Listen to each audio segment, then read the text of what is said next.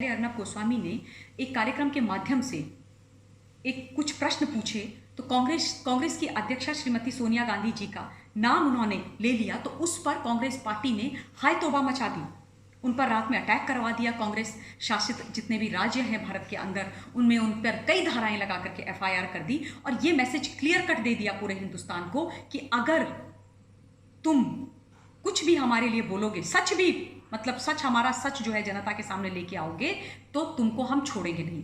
देखिए, उनका जो शादी से पहले का जो नाम था उसको अगर उन्होंने ले लिया तो कौन सी बड़ी बात हो गई, कौन सा पहाड़ टूट गया। उन्होंने तो बहुत सारे एफिडेविट्स में खुद अपना वो नाम लिख करके जो भी उनकी शादी से पहले का वो नाम है वो लिख के दिया है। तो इतनी क्या तकलीफ आ गई कि कांग्रेस के जो नेता और कांग्रेस के कार्यकर्ता इस हरकत पर उतर आ गए कि सोशल मीडिया पर गंदी से गंदी बातें लिखना शुरू कर दिया उन्होंने। आप मुझे ये बताइए, भारत के माननीय प्रधानमंत्री जी के लिए आप किस किस तरीके की शब्दावली का इस्तेमाल करते हैं? क्या क्या आपने उनको नहीं बोला? उनके माता पिता पर तक आपने प्रश्न चिन्ह लगा दिया। और आपके कांग्रेस पार्टी के आपके राजा बाबू राहुल गांधी ने तो विधानसभा दिल्ली के चुनाव में एक चुनावी रैली के अंदर उनको ओपनली लिंच करने की बात कर दी थी। और शब्दावली याद है आप लोगों को जिसमें उन्होंने बोला था कि मैं इसको और मेरा यूथ विंग इसको इतने डंडे मारेगा जब ये घर से बाहर निकलेगा कि ये याद करेगा। नमस्ते हिंदुस्तान, मैं ममता पैन्यूली काले सबसे पहले अपने दो जूना अखाड़े के संत स्वर्गीय श्री कल्पवृक्ष जी व स्वर्गीय श्री सुशील गिरी जी व उनके ड्राइवर की आत्मा की शांति के लिए प्रार्थना करती हूँ।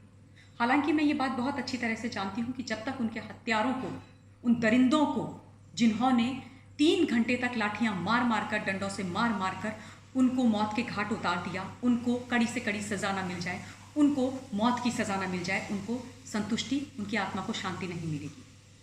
इसलिए इस विषय पर बात करना और इस विषय को लगातार उठाना और अपने संतों के साथ खड़े रहना हमारी जिम्मेदारी है और हम ये करते रहेंगे, मैं ये करती रहूँगी। इसी श्रृंखला में जब अभी कुछ दिन पहले अर्नब गोस्वामी ने एक कार्यक्रम के माध्यम से एक कुछ प्रश्न पूछे तो कांग्रेस की अध्यक्षा श्रीमती सोनिया गांधी जी का नाम उन्होंने ले लिया तो उस पर कांग्रेस पार्टी ने हाय तौबा मचा दी।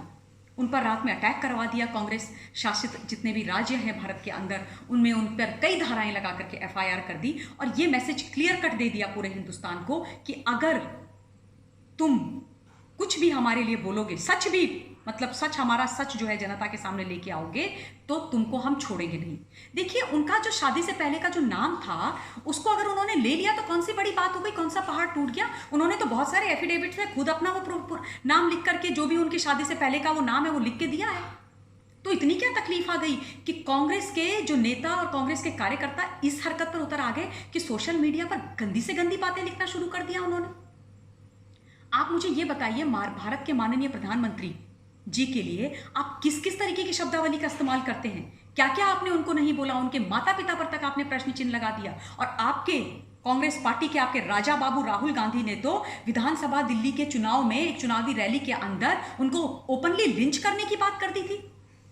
और शब्दावली याद है आप लोगों को जिसमें उन्होंने बोला था कि मैं इसको और मेरा यूथ विंग इसको इतने डंडे मारेगा जब ये घर से बाहर निकलेगा कि ये याद करेगा। देश के प्रधानमंत्री के लिए, जो बाय द वे आपके भी प्रधानमंत्री हैं, आप उनके लिए ऐसी बात करते हैं तब आपको शर्म नहीं आती? आपके संस्कार कहाँ चले जाते हैं? यही संस्कार दिए हैं क्या आपको आपके माता पिता ने? लेकिन अगर उस पर बात की जाती है तो तुरंत कांग्रेस पार्टी बोलती है अरे ये तो विचारों की अभिव्यक्ति की स्वतंत्रता है भाई, हमें हमारे संविधान ने दी है इसलिए हम तो जो चाहे वो बोलेंगे।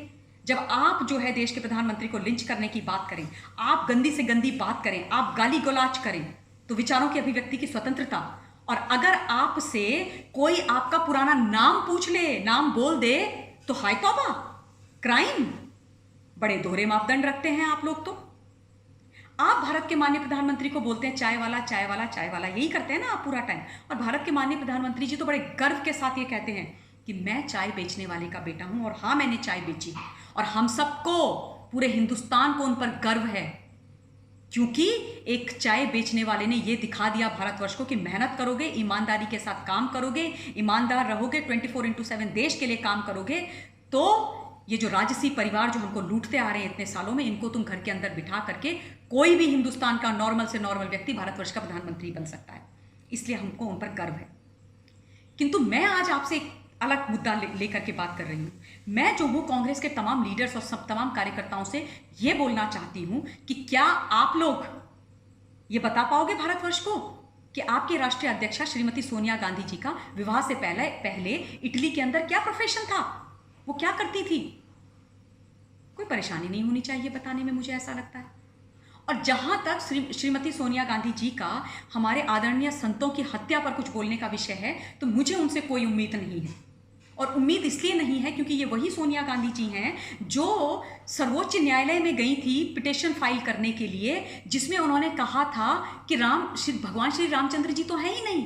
उन्होंने भगवान श्री रामचंद्र जी के अस्तित्व पर ही प्रश्न चिन्ह लगा दिया, हिंदुओं की आस्था पर, हिंदुओं के ईश्वर पर प्रश्न चिन्ह लगा दिया। तो आज वो हमारे संतों की मृत्यु के बारे में कुछ बोलेंगी, ऐसा लगता है आपको? अगर लगता है तो गलत लगता है, क्योंकि ये वो हैं गांधी और वाड्रा परिवार के लोग जो हिंदू आतंकवाद की बात करते हैं और कहते हैं कि हिंदू जो है लश्कर से ज्यादा कट्टर है। हिंदू मुसलमान कर करके, इस समाज का विभाजन कर करके राजनीति के तवे पर इन्होंने अपनी रोटियां सेकी हैं। और कभी भी उस समाज का भी जिसका ये दोहन करते रहे, उनके लिए आज तक इन्होंने कुछ नहीं किया है। ये वो लोग हैं जो मौका पड़ने पर अपनी वोट की राजनीति के लिए जनेऊ भी धारण कर सकते हैं और कुछ और भी कर सकते हैं। तो इनसे उम्मीद ना की जाए।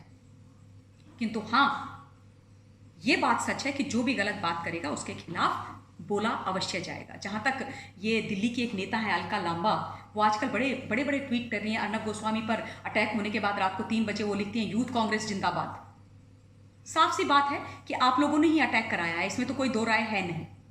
और ये जो कह रही हैं कि हमारी राष्ट्रीय अध्यक्षा के लिए ऐसे कैसे बोल दिया, मेरी माता की समान है। अरे भैया अलका लांबा, अगर वो आपकी माता के समान थी तो आप जो है अपनी माँ को कुछ साल पहले एक विधायक बनने के लिए अपने पर्सनल गेन के लिए छोड़ के क्यों चली गई थी आम आदमी पार्टी में? कोई अपनी माँ को छोड़ता है?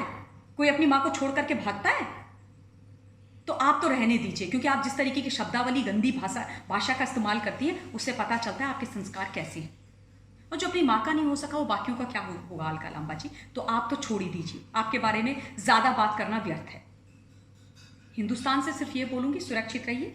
हम एक मुश्किल दौर से निकल रहे हैं। कोविड-19 को हिंदुस्तान से भागना पड़ेगा और हमारे संतों के आत्मा की शांति के लिए ज़रूर प्रार्थना कीजिएगा। 2 मिनट का मौन रखिएगा। ओम शांति। जय हिंद, जय भारत।